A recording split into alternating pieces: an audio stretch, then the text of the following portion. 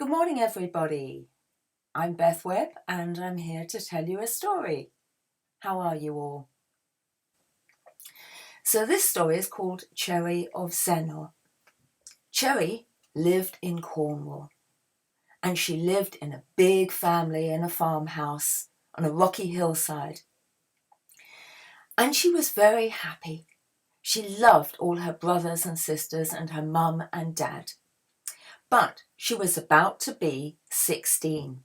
And one thing Cherry wanted more than anything in all the world was a new dress.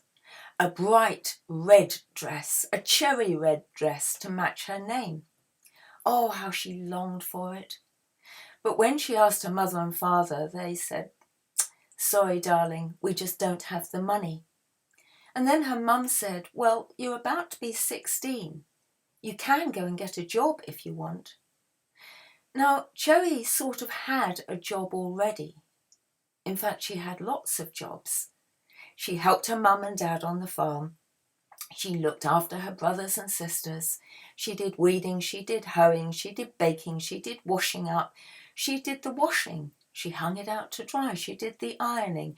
She very rarely stopped. And all the time she told stories and sang and played with her brothers and sisters. Her only sadness was never having a new dress, one that nobody else had ever worn. Oh, they all had plenty of clothes, but everything had been at least 3 times round the village and at least 4 times round the family. She knew how to cut something up and make it look new, but a new dress that was just hers, that was all Cherry could ever think of. So the day after her 16th birthday, her mum packed her some sandwiches and Cherry put a few things in a bag, and she set off for the big town to try and get a job. With a job, she could earn money, and if she had money, she could buy as many dresses as she could afford. She set off up the hillside. There were no buses or trains or taxis in those days. You just had to walk. And walk Cherry did. It was a hot summer's day and she trudged up the hill. But she whistled and she sang. But about lunchtime she was hungry and tired. So she sat on a stone wall and she drank water from the bottle, ate a sandwich and an apple. And then she saw a man on a chestnut horse coming towards her. He waved and she waved. And as he drew alongside, he said, "Where are you going, miss?" And she said, "Well, sir, I'm looking for a job." And the man said, "That's lucky. I'm looking for someone to take a job." "What sort of job is it, sir?" said Cherry. "Well," said the man, "my little boy, Henry, needs someone to look after him. My wife died a couple of years ago, and my wife's elderly aunt, Aunt Prudence, has been looking after Henry. And she does it very well, but she's elderly and she's finding it a bit much. So I need someone to do the cooking and the cleaning and to love Henry for me, because I have to go away quite a lot." "I'd love to do that," said Cherry. "I have endless brothers and sisters. I know all about looking after children." The man smiled and said, "I'm sure you do, but how much would you charge?" Cherry closed her eyes and said, "What I wish for more than anything in all the world is a red dress to match my name. My name is Cherry." The man laughed and said, "I don't know much about dresses, but how would a silver piece a week do, and all your food and somewhere dry and warm to stay?" "Well, that sounds wonderful," said Cherry. She realized if she stayed in the job, she could have lots of new clothes. That would be marvelous. "Excellent," said the man. "I will ride slowly and you can follow me. It isn't far to my house." And so he rode on over the hill and through the fields, and he and Cherry chatted like old friends. And then they came to a wood, and the wood was dark and cold and shivery. "Oh," thought Cherry, "I don't like this." There were rocks that were slimy with moss and green slime, and there was a pool that was green and gloopy, and the trees sort of seemed damp and miserable, and the air smelt sort of stale and dank. Cherry was just wondering about going back, and the man looked down and said, "Don't be afraid. This path is quite safe. And if when you get to my house you don't like it, you can turn round and go back any time." Cherry nodded and said, "Well, let's have a look. Let's see." "Good," said the man. "I hoped you would." And then a little way further on, they suddenly came into a clearing. And it was a lovely clearing. It was bright. It was sunny. It was filled with flowers. Birds were singing. There were butterflies. There were crickets and grasshoppers going and jumping here and there. Oh, it was such a pretty garden. And there were vegetables and fruit trees. It was alive and sunny and so golden. And right through the middle there flowed a clear, sparkling stream that flowed into a pretty rocky pool. And there at the side of the clearing was a delightful old house. It wasn't a big grand house, but it was bigger than a cottage. It was very fine indeed. "Do you like it?" said the man, getting down and taking his horse to the stable. "Oh, it's beautiful," said Cherry. And the man said, "I hope you'll like my son and house too." And he led her towards the front door, where a rather grumpy-looking old woman stood with her arms crossed, and a very cheerful, cheeky-looking little boy. "Daddy," said the little boy. "Henry," said the man, and he scooped the little boy up and hugged him and kissed him and swirled him around. And the old woman said, "You better come in, your dinner's ready." "Is this the girl?" "Yes," said the man. "Her name is Cherry, and she's coming to learn how to look after Henry." "You better work hard," said the old woman. And Cherry curtsied and said, "Yes, Mum, I will." And they went inside and they had a wonderful meal of stew and bread and fruit. Well, next day, Cherry's training began. She learned how to cook and clean the way Aunt Prudence liked it. I mean, she knew how to do all these things anyway, but Aunt Prudence had her ways and it had to be done that way. Cherry didn't argue. She liked old people and she was quite happy to go along with Aunt Prudence's ways. And Aunt Prudence said, "When you're here, there is one rule, and that is you must always do as you're told. You must never go out at night. Whatever you hear outside, you stay in your room. Do you understand?" "Yes, Mum," said Cherry, curtsying. "And then when you look after Henry, I can see you adore children, you know what you're doing, but you must always wash him in the pool every morning, however cold or frosty it is. Out he goes and into the water, and if you can get him to dunk all the way under, even better. He has a very poor skin, and he needs that spring water every day to keep his skin good. And Henry also has an eye condition. On the edge of the spring, on the edge of the little pool, you will see a little stone shelf, and on it a little jar. And in that jar there is eye ointment. Now, every morning when you've bathed him and dried him, you must get a little bit on the edge of your finger and just pop it in the corner of both his eyes and smear it over, and that will keep his eyes healthy. But you must never, ever put any on yourself, because as you know, with medicines, what makes one person better makes another person very ill indeed. And if Henry doesn't have it on his eyes every day, he won't grow up to see properly. Do you understand?" "Yes, Mum," said Cherry, curtsying once more.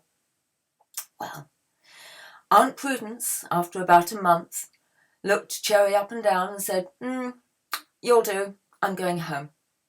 And she packed her things, and next morning she left. Now the house was all hers to look after. Well, time went on, and Henry grew tall and strong. And after about a year, Cherry was beginning to feel very at home.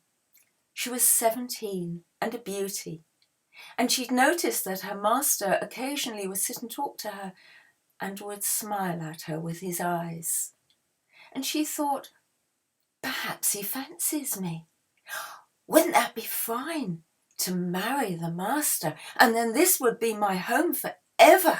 What a wonderful place to bring my parents or my brothers and sisters for holidays sometimes. Oh, that would be wonderful. And the more she looked, the more she realised he was smiling at her, and he did like her. But then one day he said, I've got to go away for a couple of days. Cherry, are you happy looking after the house and after Henry?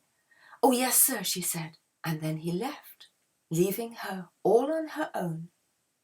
Next morning, Cherry got up and she called Henry down to bathe, as she always did. And he bathed and she put on the eye ointment. And then when he went inside to play, she decided she would do all the washing. So when the master came home, everything was clean and fresh. She went and got the linen and soaked it in the pool. But then, as she reached for the soap, she knocked the pot of eye ointment into the pool, and she hadn't put the lid on right. And as she grabbed it, she got some on her finger. And she thought, it doesn't look anything very special. I wonder what it does. Because she'd noticed every time Henry put it on, he'd sort of look surprised, amazed, as if he could see something she couldn't. Just a little smear won't hurt, she thought, and she smeared a bit on each eye.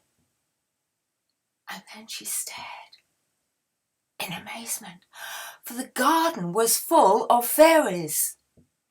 What she had thought was butterflies, was fairies with the brightest painted wings, flittering around here and there, laughing and singing. And what she thought was birds was a choir of fairies, and the crickets, with their great big long legs going scrape, scrape, scrape, was a whole orchestra of fairy violinists playing the most amazing tunes. Cherry went round in amazement all day, as if she could hardly believe her eyes. And that night she heard noises out in the garden, and she opened her window, and there in the moonlight there was dancing. There were fairies dressed in silver and gold. Some were dressed in cobwebs, and some in moonlit satin. Oh, and how sweet the air smelled. She couldn't resist it. She ran downstairs. She opened the kitchen door, just meaning to peek out just a tiny bit. And there in the middle of the garden was her master, dancing with the fairy queen. She was so beautiful.